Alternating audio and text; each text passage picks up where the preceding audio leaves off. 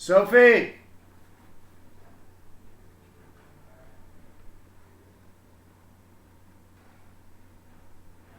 Sophie! Can you check? Can you just check on the phone, see if you're seeing me? You want me to? I'll send you the link again. I think it's in Mommy's What's Up.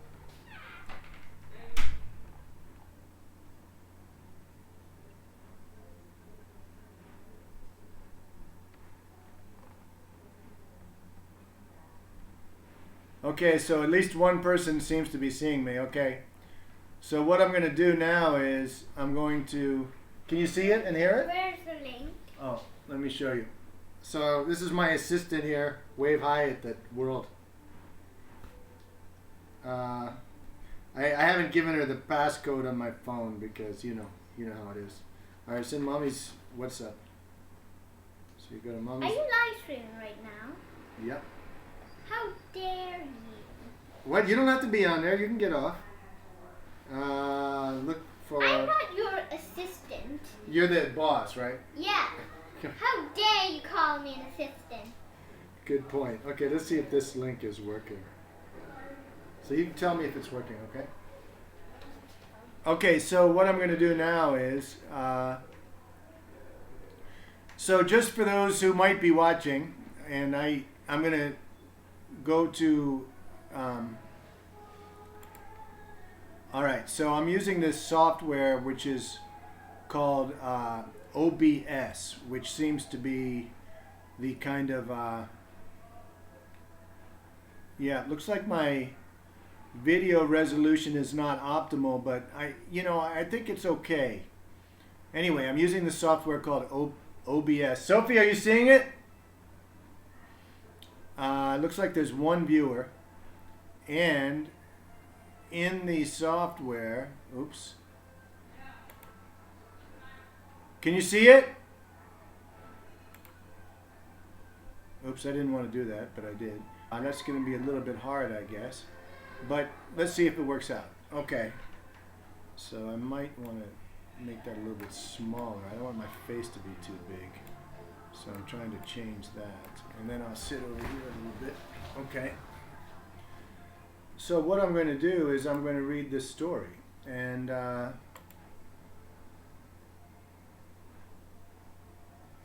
go to presentation mode, of course. So, Pooh, what are you seeing? Are you seeing me in the corner and then the book? Sophie! Yeah. What are you seeing? I'm seeing you starting to read it. You see a fine, fine school? Yeah. And you see my face also?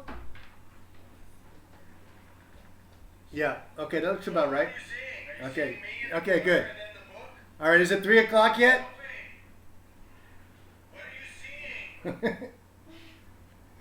Okay. Not yet. All right.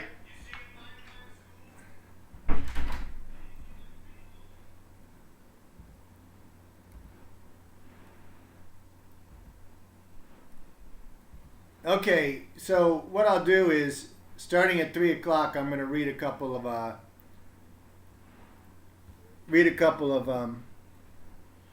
pages at least. I might even read the whole story. I suppose I could talk about reproductive number or something. I've got 7 minutes to 3 o'clock. Okay, so I don't think I'm going to read the story. Maybe the story is called A Fine, Fine School, and the story is written by Sharon Creech and illustrated by Harry Bliss. That's a nice name, Harry Bliss. Sharon Creech is a nice name too. And that's Tilly and her little brother and her dog Beans. I can't remember the brother's name, but that'll come up in the story. This is some kind of teacher's edition, and there's extra stuff about vocabulary and parts of the story and all of that, which is up here. And there's the author, Sharon Creech, and there's the illustrator, Harry Bliss. Harry Bliss is from Vermont, and I don't know where Sharon Creech is from. There's some little other stuff about story structure and how to do summaries and some key vocabulary here that, oh yeah, look at the first word. First word is principal. For those of you who don't know, principal is your pal, spelled P-A-L, is the principal like the principal of a school. And principle, P-L-E, is like your morals or your principles or things that you believe in. Soared, strolled, worried, proud, announced, fine, and certainly. So this is essentially a story for first graders. Yeah, it could easily be KG or second grade, and the genre is humorous fiction, as you can see. And if you go back and look, it's obviously set up as a sort of a storybook where kids can have some activities as well. So you have to write out the characters, the setting, the plot. It won't surprise you that the setting is pretty much a school, and it's a fine, fine school.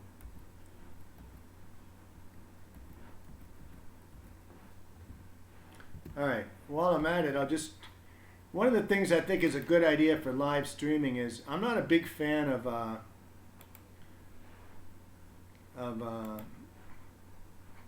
oh, this is interesting. I'm live streaming from my YouTube channel, and I'm in my personal YouTube channel, my personal Gmail channel. But when I look at Chrome seems to be checked into my school email. So I'm not going to click that on because I think it might ruin my stream, but I don't think it will, but I think it might. So therefore I'm not going to actually open up my Google Drive. I was going to look at a presentation. But the point I'm trying to make is I don't really think that we should be spending a lot of time making presentations. I think presentations have a shelf life, and what we typically call in India PPTs. Well, that's just a ridiculous word, but I don't think they're going to be of much use anymore, because you can go and present live from the web and you just use different windows. And if you want to find out something like, for example, what is the structure of a coronavirus, you just can go coronavirus structure, and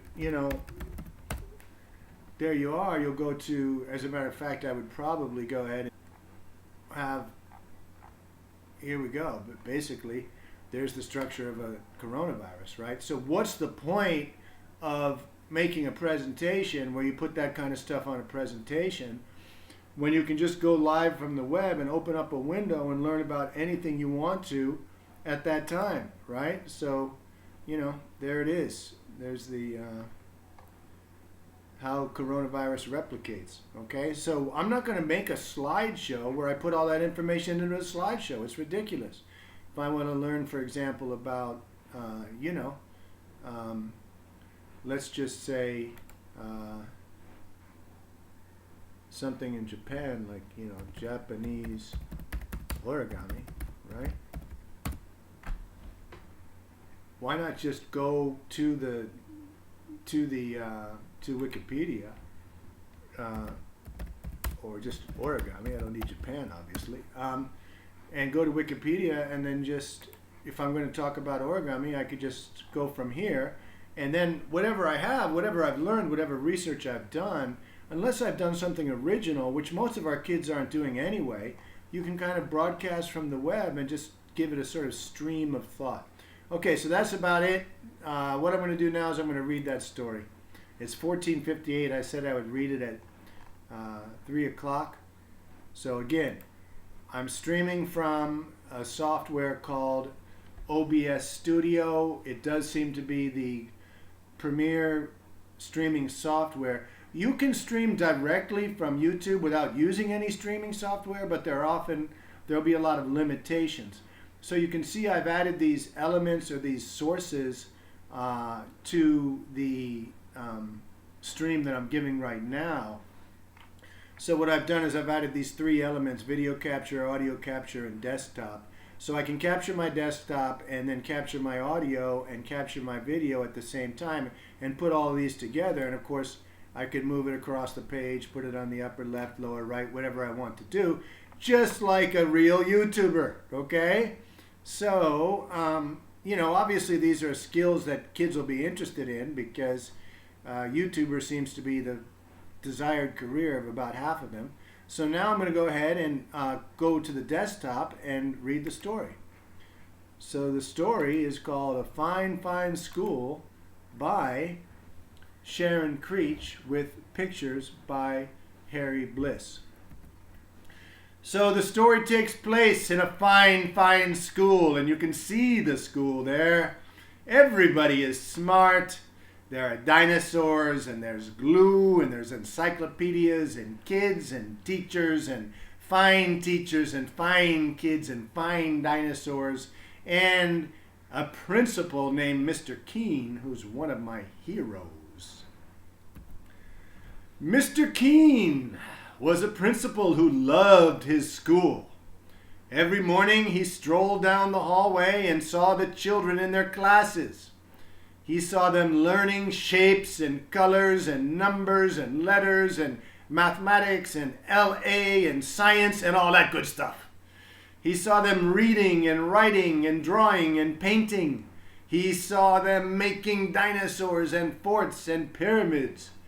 "Oh," he would say, "aren't these fine children? Aren't these fine teachers? Isn't this a fine, fine school?" Near Mr. Keene's school, Tilly lived with her parents and her brother and her dog Beans in a small house next to a big tree. On Mondays and Tuesdays and Wednesdays and Thursdays and Fridays, Tilly went off to school. At school, Tilly learned her shapes and colors and numbers and letters and mathematics and LA and science. Sometimes, when she saw Mr. Keene standing in the hallway, he waved. "Aren't these fine children?" he said to himself. "Aren't these fine teachers? Isn't this a fine, fine school?" On the weekends, Saturday and Sunday, Tilly climbed her favorite tree, and she took Beans on walks and threw him sticks. "Let's go now, Beans. Woof, woof, woof."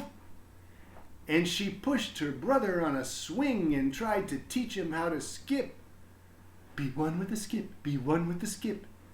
But on Mondays and Tuesdays and Wednesdays and Thursdays and Fridays, Tilly went off to school.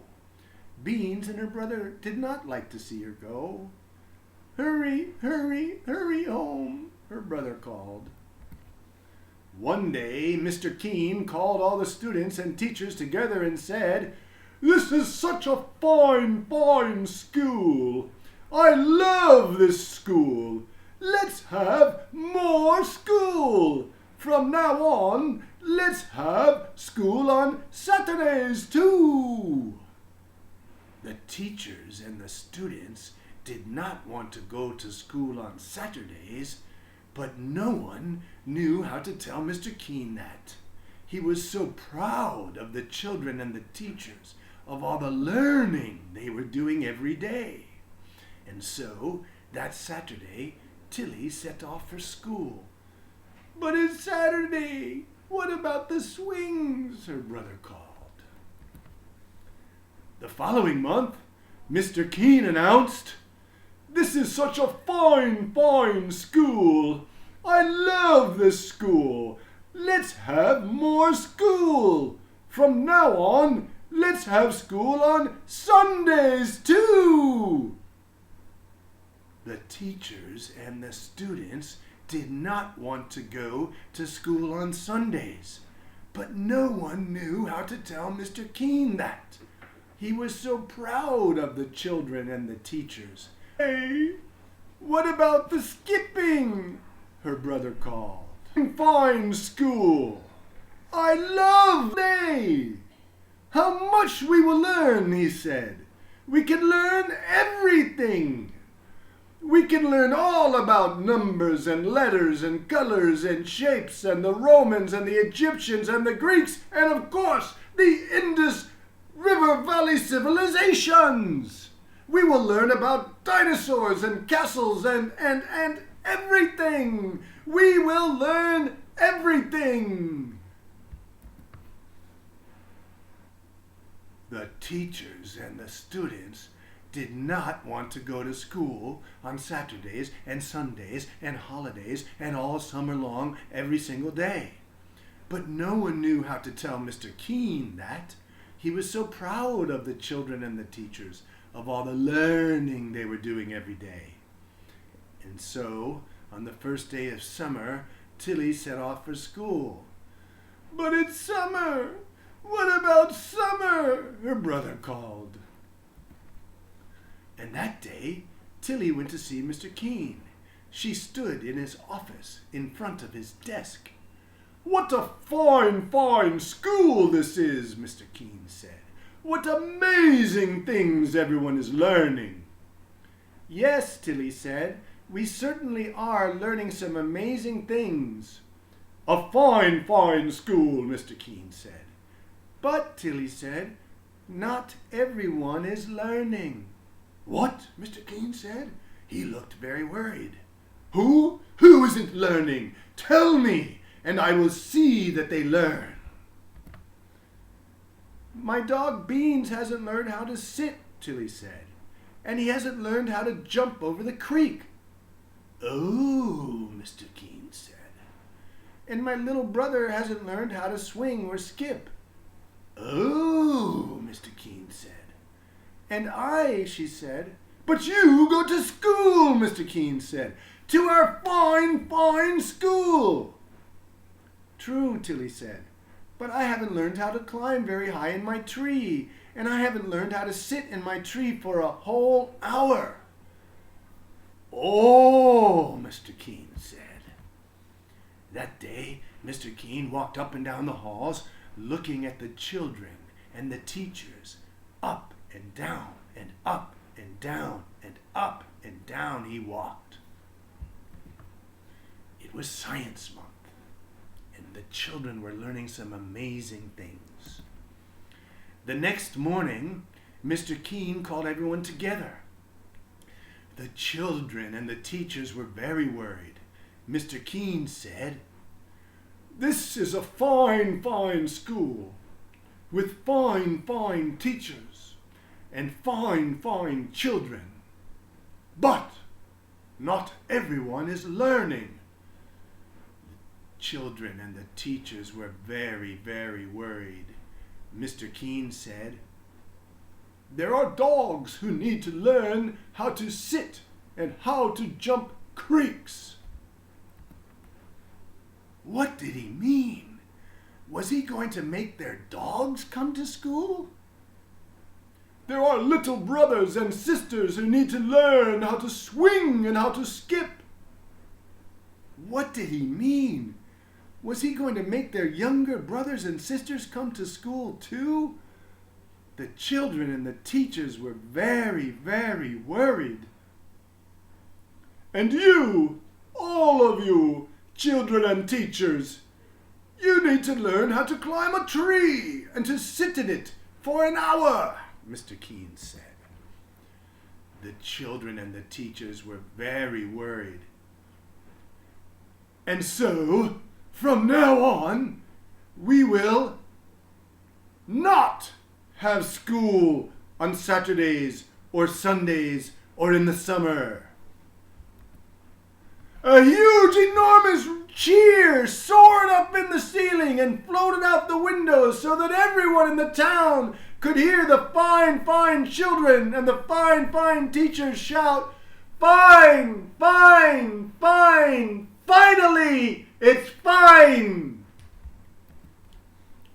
And the fine, fine children and the fine, fine teachers lifted Mr. Keene up, and they carried him down the hallway and out the doors and through the town, up and down, in and out, and everywhere they went, the people said, "What a fine, fine school, with such fine, fine teachers, and fine, fine children, and a fine, fine principal." The end. thank you for being with me and listening to A Fine, Fine School by Sharon Creech with pictures by Harry Bliss.